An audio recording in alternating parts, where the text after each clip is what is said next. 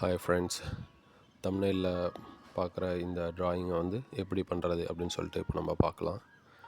அதுக்கு நமக்கு தேவையான பொருட்கள் என்னென்னா, ஒரு வழக்கம் போல் ஒரு A4 சைஸ் பேப்பர் அல்லது ஒரு சார்ட், ஒரு நார்மல் HB பென்சில், எரேசர், அப்புறம் ஒரு black colour ball point pen. First நம்ம என்ன பண்ணோம் அப்படின்னா, நம்ம வச்சுருக்கிற பேப்பரில் நம்ம வரையக்கூடிய ட்ராயிங் எங்கே அது ப்ளேஸ் ஆக போகுது அப்படிங்கிறத ஒரு ஸ்ட்ரக்சர் போட்டுடணும். ஓகே, நம்ம ஸ்ட்ரக்சர் போட்டாச்சு. நெக்ஸ்ட்டு நான் வழக்கம் போல் சொல்கிறது தான். எனக்கு பால் பாயிண்ட் பெனில் கான்ஃபிடெண்ட்டாக வரும். உங்களுக்கு அப்படி வராது அப்படின்னு நீங்கள் நினச்சிங்கன்னா நீங்கள் ஒரு பென்சில்லையே பண்ணிடலாம். இந்த ட்ராயிங்கை பொறுத்த வரைக்கும் இதோட பேஸ்மெண்ட்டே அந்த வீடு தான். அதனால் அந்த வீடை ஃபஸ்ட்டு நம்ம பண்ணிடலாம். அது ஒரு ஓட்டு வீடு.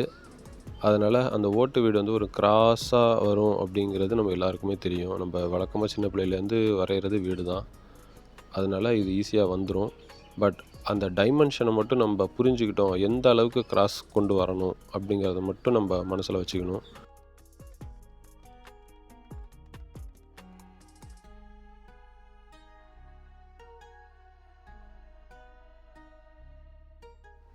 இதில் இன்னொரு டிஃபிகல்ட்டான விஷயம் என்னென்னா மரம். அது பல பேருக்கு வராது. அதில் கொஞ்சம் இந்த பென்ஸ் எல்லாம் பர்ஃபெக்டாக போடணும். அது ஒன்று மட்டும்தான். அது கொஞ்சம் நம்ம ப்ராக்டிஸ் பண்ணிட்டோம் அப்படின்னா ஈஸியாக வந்துடும். ஸோ அது எப்படி நான் பெண்டு போடுறேன்னு பாருங்கள். அதில் எப்படி இருக்குதுன்னு சொல்லிவிட்டு நீங்கள் ரெகுலராக ப்ராக்டிஸ் பண்ணிங்கனாலே அது வந்துடும். மரத்தில் கிளைகள் போடும்போது நம்ம இஷ்டத்துக்கு போட முடியாது. அது ஒரு லாஜிக்காக இருக்கணும். நம்ம போடலாம், நம்ம கற்பனைக்கு போடலாம். ஆனால் அது ஒரு லாஜிக்காக இருக்கணும். நேர்குச்சியாக போட்டோம் அப்படின்னா அது வேறு மாதிரி போயிடும். அதே போல் பென்சிலில் தானே ட்ராயிங் பண்ணுறோம் அப்படின்னு சொல்லி அழுத்தி வரையாதீங்க. அதுக்கப்புறம் நீங்கள் அதை அழைச்சா கூட அந்த அந்த இம்ப்ரெஷன் இருந்துக்கிட்டே இருக்கும். அது நமக்கு டிஸ்டர்ப் ஆகிட்டே இருக்கும். அதனால் நமக்கு கான்ஃபிடெண்ட்டாக வர வரைக்கும் ஒரு மைல்டாக அப்படியே இந்த ஊசியால் நம்ம வரைகிற மாதிரி மைல்டாக வரைங்க. அப்போ தான் இன்கேஸ் நம்ம தப்பு பண்ணி அதை அழைச்சா கூட அந்த பேப்பரில் அது பெரிய இம்ப்ரெஷனாக தெரியாது. ஸோ அதை கொஞ்சம் கவனமாக நீங்கள் ப்ராக்டிஸ் பண்ணுங்கள். வீட்டோட கூரை வரையும் போது அதில் ஃபஸ்ட்டு ஒரு மைல்டு லேயர் கொடுத்துருங்க. அதுக்கப்புறமா அதில் டிஃபைன் அது ஓடா இல்லை கூரையா அப்படின்னு டிஃபைன் பண்ணக்கூடிய ஒரு லேயர் கொடுங்க. அப்போ பார்க்கும்போது என்னென்னா, இன்கேஸ் நீங்கள் அதில் ஏதாவது ஒரு டீட்டெயில் நீங்கள் மறந்துட்டீங்க விட்டுட்டிங்கன்னா கூட அந்த ஃபஸ்ட்டு போட்ட லேயர் அது பெருசாக அந்த தப்பை எடுத்து காட்டாது.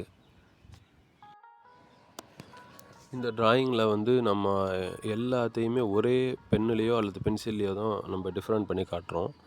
ஸோ அந்த ப்ரெஷரை வச்சு தான் நம்ம டிஃப்ரெண்ட் பண்ணுறோம். ஒரு சில இடங்களில் ரொம்ப டார்க்காக ப்ரெஷர் பண்ணுறோம், ஒரு சில இடங்களில் மைல்டாக ப்ரெஷர் பண்ணுறோம். ஸோ இந்த டிஃப்ரென்ஷியேட்டை வச்சு தான் இந்த நம்ம ட்ராயிங்கில் எது லைட்டிங் போர்ஷன், எது ஷேடோ போர்ஷன், எது ஆப்ஜெக்ட்டு, எது ரிஃப்ளெக்ஷன் அப்படிங்கிறத நம்ம டிஃபைன் பண்ணுறோம்.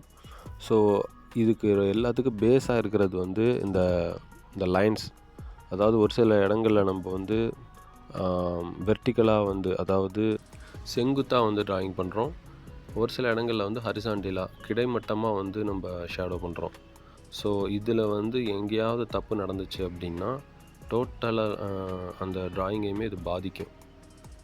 ஸோ இந்த ஷேடோ பண்ணுறதுல அந்த லைன் கொடுக்குறதுல தப்பு நடக்காமல் இன்ச் பை இன்ச்சாக, சென்டிமீட்டர் பை சென்டிமீட்டராக நீங்கள் இதில் கரெக்டாக பண்ணணும். இந்த மரம் ட்ராயிங் பண்ணும்போது அந்த தண்டு பகுதி எல்லாத்துக்கும் ஃபஸ்ட்டு ஒரு ஷேடோ லேயர் கொடுத்துருங்க. அதுக்கப்புறம் அந்த இணைப்புகள்லாம் வரக்கூடிய பகுதிகளுக்கு கொஞ்சம் டார்க்காக கொடுங்க. அப்போ தான் பார்க்குறதுக்கு ஒரு ரியலிஸ்டிக்காக தெரியும். இலைகள் வரையும் போது பென்சிலால் மைல்டாக ரப் பண்ணுங்கள், அவ்வளோதான். அப்படி ரப் பண்ணிங்க அப்படின்னா ஆட்டோமேட்டிக்காக அந்த இலைகள் வந்துடும் நமக்கு.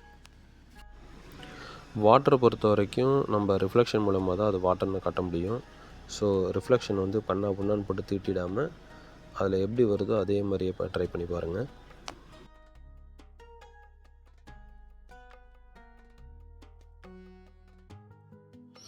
அவ்வளோதான். நம்ம இப்போ இந்த ட்ராயிங்கை கம்ப்ளீட் பண்ணிட்டோம். இதுக்கு கலர் பண்ணணுமா வேணாமா அப்படின்னு சொல்லிட்டு கமெண்ட்டில் சொல்லுங்கள். அதே போல் கலர் பண்ணணும் அப்படின்னா வாட்டர் கலரில் பண்ணணுமா அல்லது கலர் பென்சிலில் பண்ணணுமா அப்படிங்கிறதையும் சொல்லுங்கள். கண்டிப்பாக அதையும் நம்ம ட்ரை பண்ணி ஒரு வீடியோ போடுவோம். தேங்க்யூ.